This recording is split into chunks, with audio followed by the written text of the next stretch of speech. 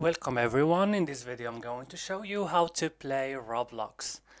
So first go to your browser and search for Roblox.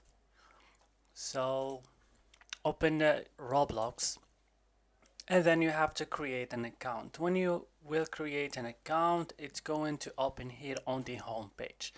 So here where you can find the games, as you can see it's recommended for me. And if I want to play a specific game, I just have to go to search and search for the game. For example, I wanna play this game.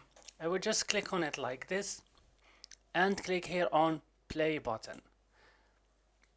And then I will click on open Roblox game client and I will download Roblox. So you should download Roblox to play. For me, I will skip this step because I already downloaded the Roblox player. I will just open it.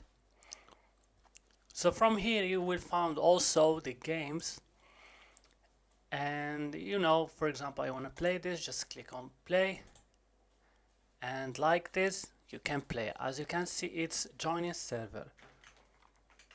So that's all guys. Roblox, it's very easy to play.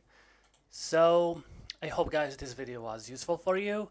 Don't forget to support us by like and subscribe, and bye.